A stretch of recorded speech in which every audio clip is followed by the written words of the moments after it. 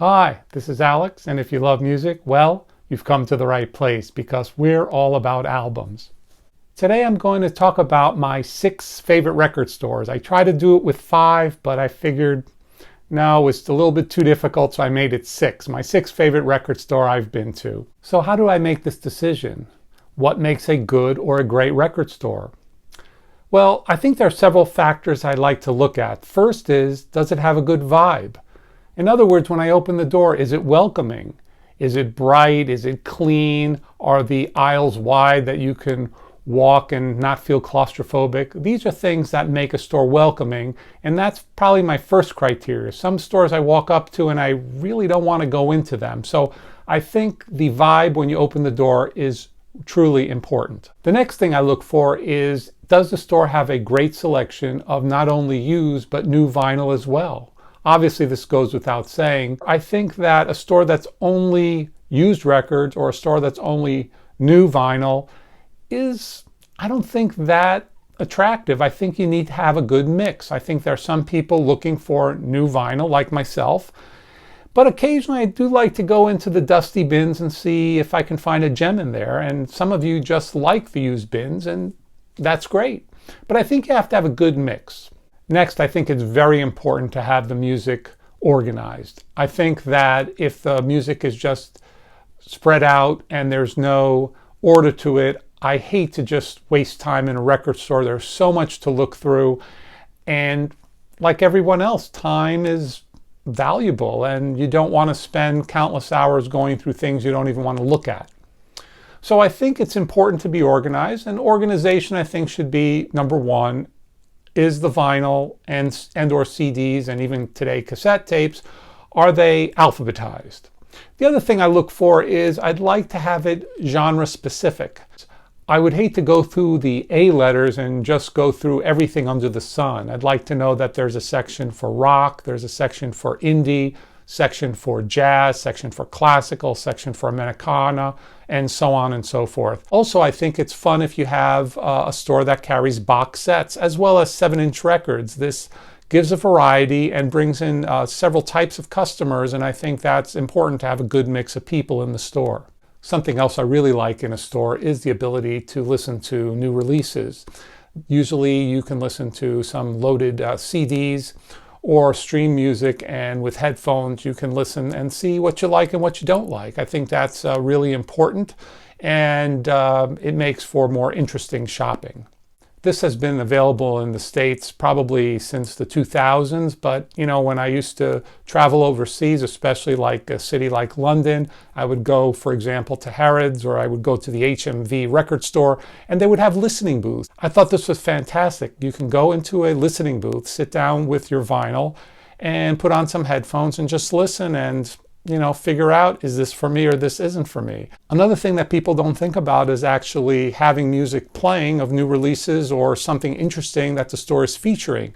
Many times I go, hey, what is that? What am I listening to? And I get, really excited about it. And a lot of times I end up taking that album home with me. And finally, obviously, I can't stress this enough, is a knowledgeable staff. You go into record stores sometimes and you'll see someone at the counter, at the cash register, and maybe somebody in the back bringing out some albums and doing inventory, but there's no one else around that you can ask questions. And I got to tell you, I learn a lot from people. I would tell them sometimes, hey, I kind of like this artist, or I'm into this type of genre, and they would say, oh yeah, talk to Bob. He loves that music and he can tell you all the coolest new bands out there. And so I tend to learn a lot from that. All right, so those are my main factors that I use to determine record stores that I tend to like.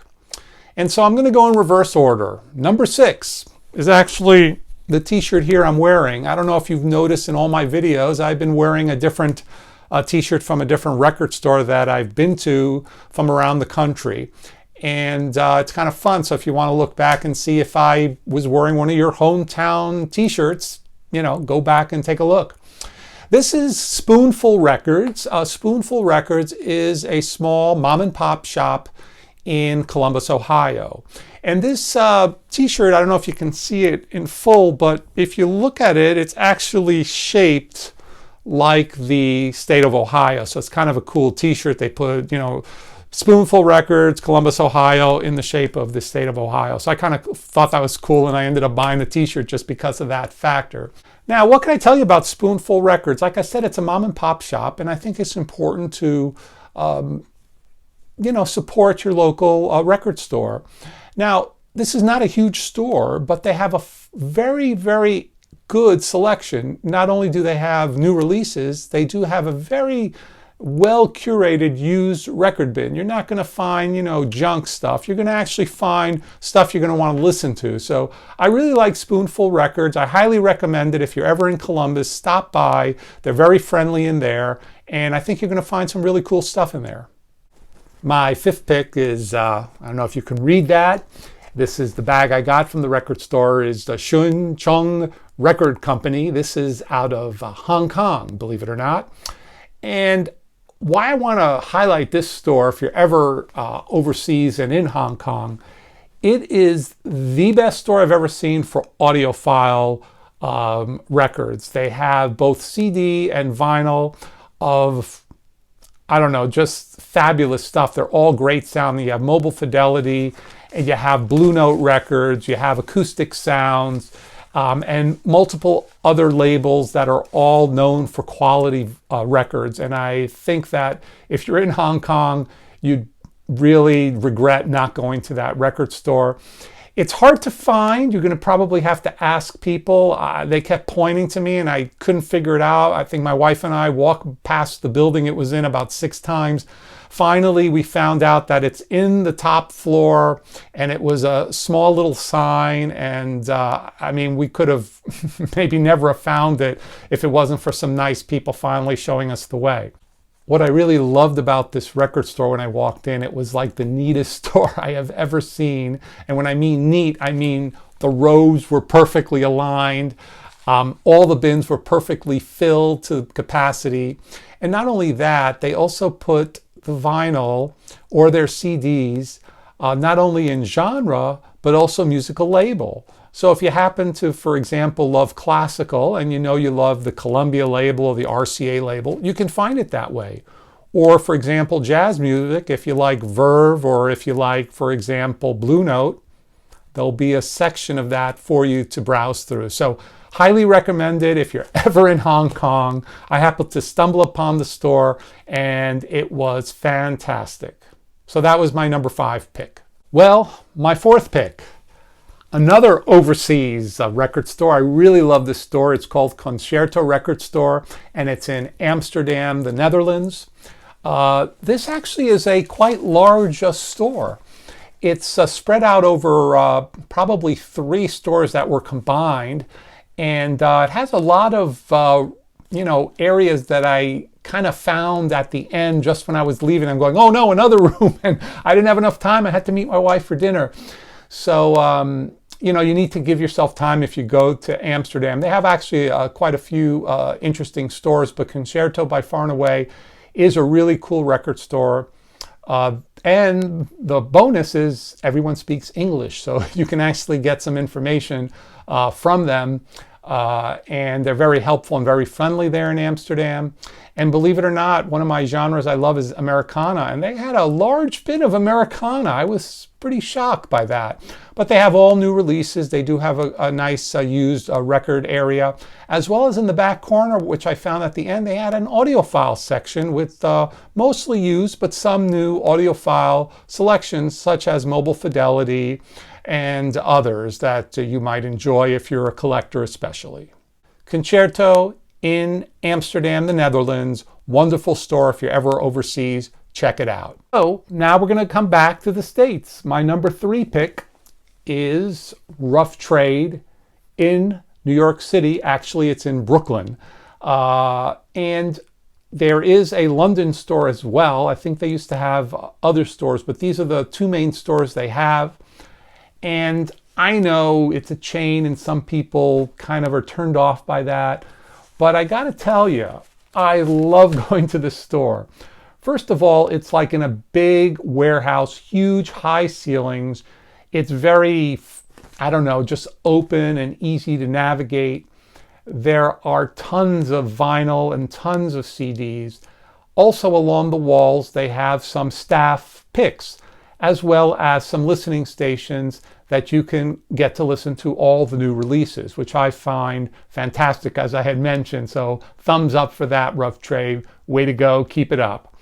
Also, they have a great selection of every genre. I would say that one of the best sections of Americana I've ever seen is actually in Rough Trade. They actually had 3 or 4 bins of Americana. Also, I would say of all the stores I've been in, this store probably has the most knowledgeable staff. If you say, hey, I'm into alternative folk or whatever, there's probably some staff member who knows mostly about that. When I wanted to talk about Americana, I got a staff member who knew 10 times more Americana than I did.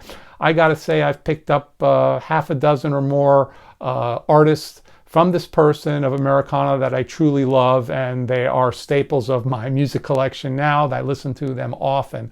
So if you're ever in New York City, or more specifically in Brooklyn, it's an easy ride on the subway. And when you get off the subway in Brooklyn, it's probably a 10-minute walk at most, and you're in Rough Trade. It's a nice neighborhood too. There's a lot of shops and a lot of great places to eat, which is what I do. I can spend 3 or 4 hours there, and the time just flies by. Anyway, Rough Trade in Brooklyn, my number 3 choice. So what's my number 2 choice? Well, my number 2 choice is actually a surprise, because when I went to Denver, Colorado, I wanted to go to a record store, obviously, when I go to a new city. And actually, a couple other stores were actually listed above the one I went to, but I went to this one because I think time-wise it was the most accessible to me. And the record store in Denver is called Twist and Shout. When I heard the name Twist and Shout and I saw that it wasn't the number 1 or 2 store listed in their guide, I figured, it's going to be a small mom and pop shop. Well, this was probably one of the largest record stores I've ever been in. They had everything under the sun.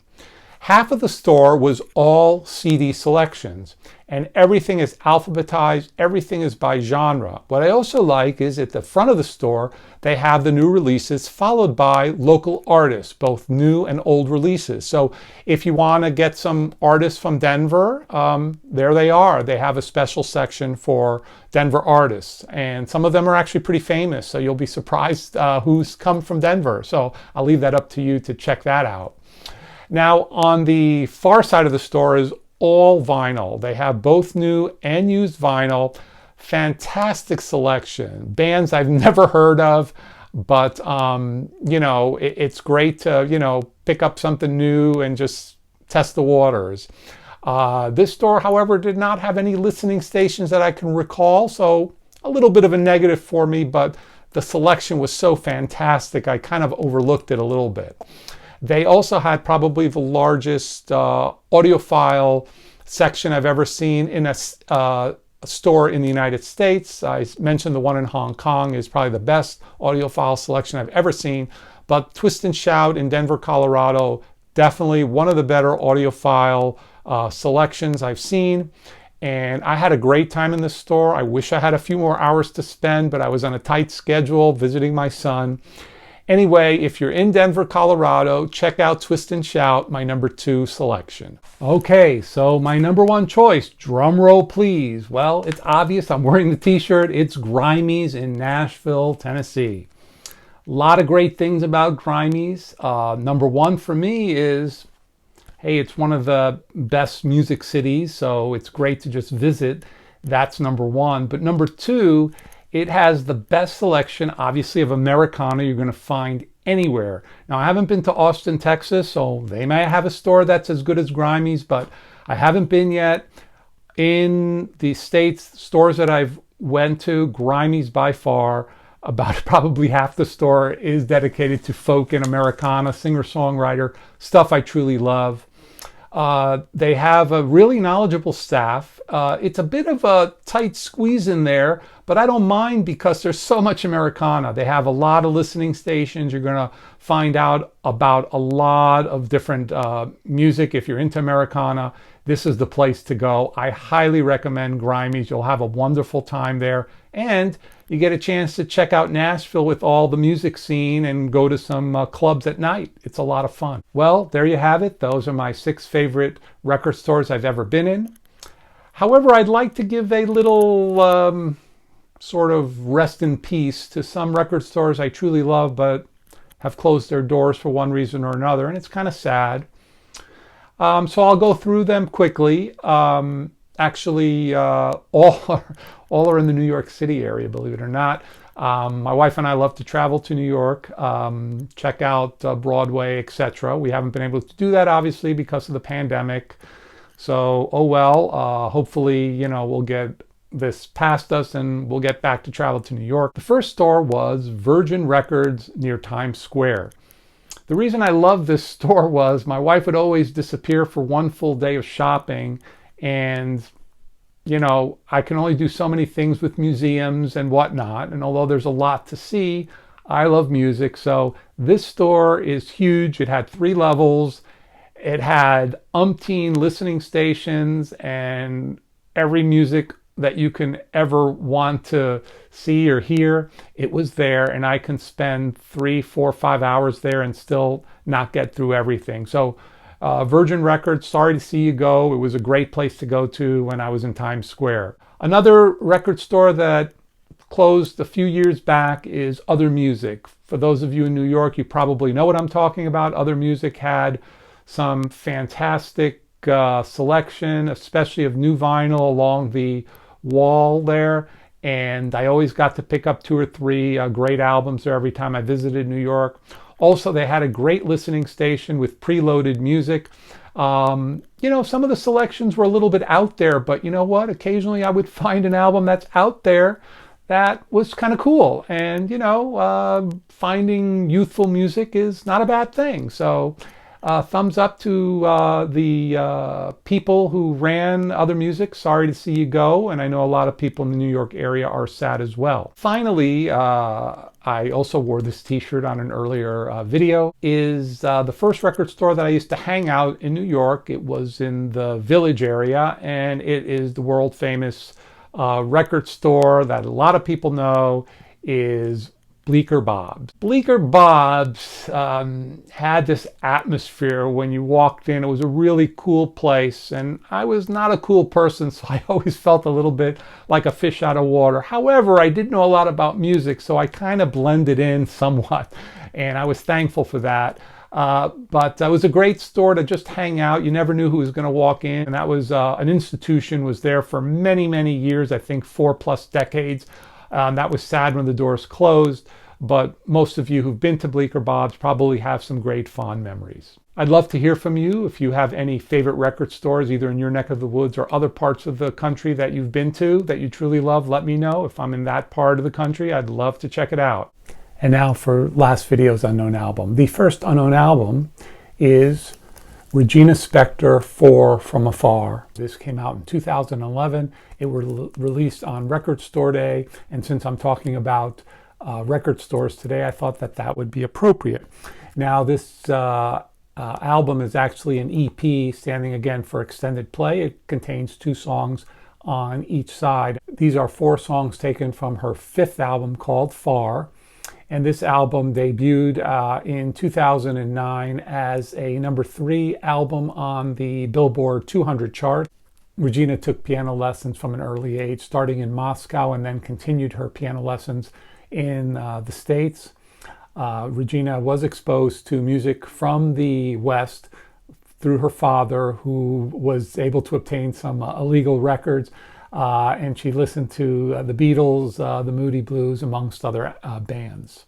The second unknown album was an easy one. I showed you almost the entire front cover. It's the Rolling Stones from December of 1967, their Satanic Majesty's Request.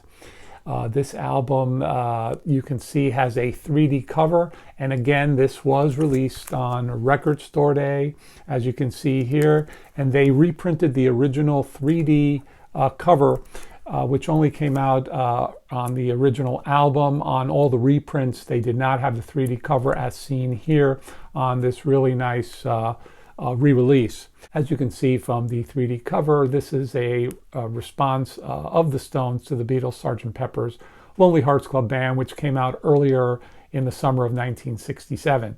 You can also see closely, if you actually get a chance, there are here some homages to the Beatles. As you know, on the Beatles' Sgt. Pepper's Lonely Hearts Club Band, there was a little homage to the Rolling Stones. So the Stones sort of tongue-in-cheek did that back to the Beatles. Now, this album debuted at number 3 on the charts, a very high position, but it quickly faded off the charts. This album was not looked kindly upon by critics and even by a lot of fans as well. They did not like this record. They thought it was subpar. But now, over time, this album is being looked upon a little bit more favorably.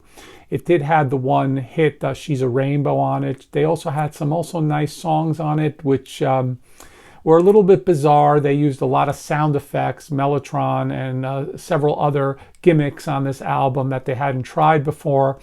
The Stones grew tired of this psychedelia very quickly, and they abandoned this and went on to the second phase of their career. And as you know, that's when they started producing some of their great albums. And now for this video's unknown album, the first unknown album. All right, great. Hope you got that one. The second unknown album. As always, I will give the answer to the unknown albums on our next video. If you don't want to miss our next video, please subscribe and click on the subscribe button below. As always, this is Alex with All About Albums. Thanks for listening. Have a great day. And remember, keep them spinning.